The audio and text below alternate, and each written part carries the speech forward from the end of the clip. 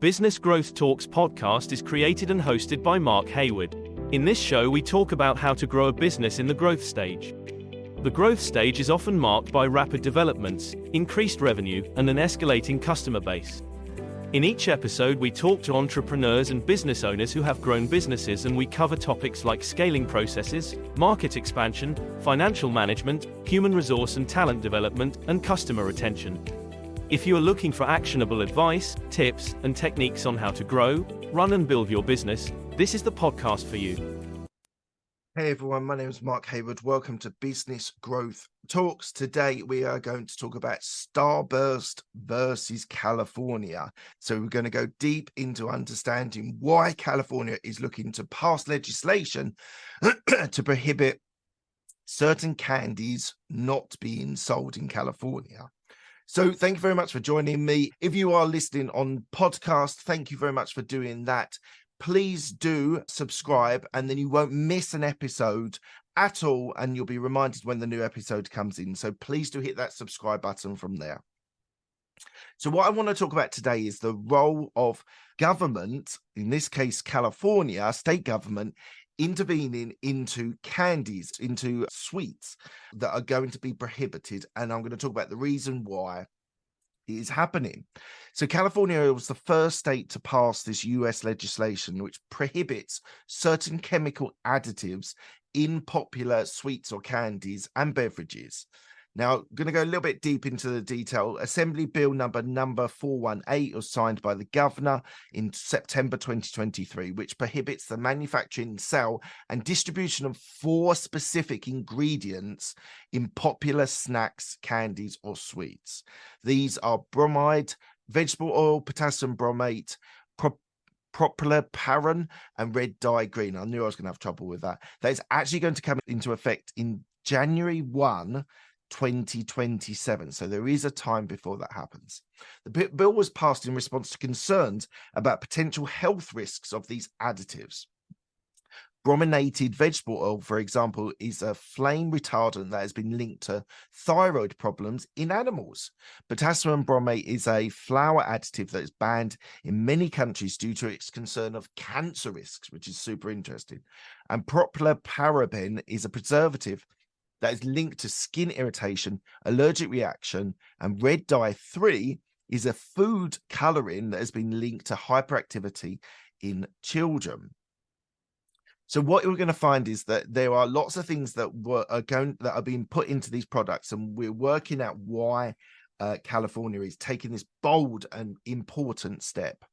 So what I talked about was Starburst. There are other sweets and candies that are going to be affected by this, but some of them have been impacted. Includes Peeps, which contains red dye green, and Starburst, which includes propylparaben. However, it's important to note that the ban only applies to the ingredients that are added to food intentionally. That's important to know. This means that products that contain these ingredients naturally, like tomatoes, which contain loplasine and a red pigment that is found in red dye green, will not be affected by this ban. Food manufacturers have until 2027. That is quite a long time they're being allowed to go until they have to make this to comply to the new law. And companies will simply change their recipes to remove the banned ingredients, and in some cases may even just stop selling the products in California. So this is going to be massive. I think this is going to then basically California's tried to protect its citizens from potential health risks. So some of the sweets or candies that are going to be affected by this, I'm going to name some of them that are being affected. So as I said, Peeps, which Starburst, Nerds, Hot Tamales, I don't know what they are, Double Bubble Gum, Yoo-Hoo Strawberry Drinks, and Branches Candy Corn. It's important to note that this ban only applies to ingredients that have been intentionally added, and that it's going to be January 2027 until they have to be able to do it. So I was thinking, what are the potential health risks? What are the health risks that are going to be that are affected by these sweets or candies? So red dye 3 has been linked to hyperactivity in children, as well as cancer, thyroid tumors, and lab animals. It's really strange that we've got these sorts of products, these sorts of ingredients that have links to. They've not been completely proven, but so much so that California is now actually acting upon it. So the evidence must be quite strong. Propylparaben is a preservative which is linked to skin irritation, allergic reactions, and endocrine disruption. Endocrine disruption can intervene with body's hormones, which can lead to a variety of health problems, including reproductive problems, developmental delays, and cancer. And potassium bromate is a flour additive that is banned in many countries due to its concerns with cancer risks. It's important to note that more research is needed to fully understand the health risks of these ingredients, especially in humans. However, the potential risks are concerning, and the state of California is taking action to protect its citizens. In addition, the health risks listed above, some people may also be concerned about the artificial colors and preservatives in food. These ingredients are often used to make food more visually appealing and to extend its life. However, some people believe that these ingredients can have a negative health effect, such as triggering allergic reactions and contributing to inflammation. So it's important that we think about these, the health risks that we're actually doing.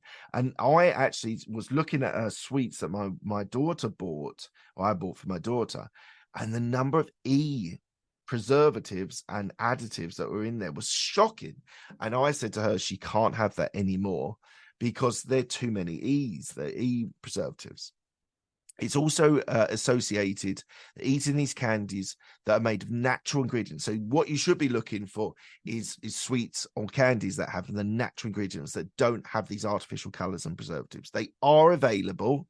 You do need to look a little bit harder because all these Starburst and all these nerds and things like that, which are right at the front, massively advertised because there is a big multinational company behind these products that is pushing these sweets. We do have to look for governments, states, whatever it is, to protect us. And we do need to think about that actually these sweets, if they are linked to or are causes of cancer, which is my major concern, but obviously all the other effects are hugely damaging for people, hyperactivity and all the other risks, health risks they are.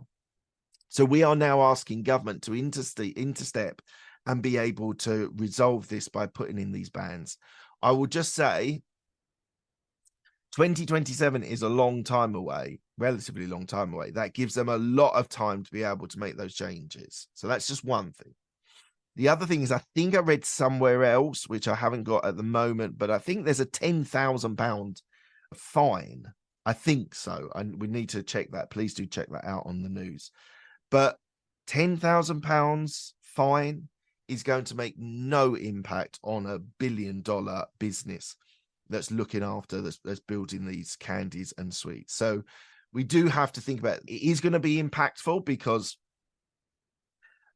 companies will make changes or remove their products. But the actual deterrent, the actual thing to stop them is very flaky. But to be honest, reputation-wise, if they were still selling it after 2027, they would probably reputationally get absolutely crucified for it. So you could argue that the fine is just there as a cursory method to be able to stop them. The reputation would make a much bigger impact on their business. So there we go. Starburst versus California. What's going to happen next? Are other states going to join this idea of banning these sweets and candies? Is the UK, is the EU, are they going to follow suit and be able to try and protect their citizens from cancerous products and sweets and candies? All we need to do is keep an eye out on the news, see what else is going to happen about this. I think it's really fascinating, that whole idea of government intervening to protect its citizens. I think that is very interesting. And let's just see what happens. And lastly, if you are listening to this on the podcast, thank you very much for doing that. Please do hit a subscribe. You won't miss a single episode if you subscribe on any podcast app. I'm on every podcast app there is. So please do hit that subscribe button and get every episode. Look, guys, thank you so much for your time. It's been an absolute pleasure speaking to you and sharing you about this. And on to the next one. Thank you for listening to Business Growth Talks. This podcast is released every Monday, so don't miss an episode by subscribing to all podcast platforms, including Apple and Spotify. Have a great day.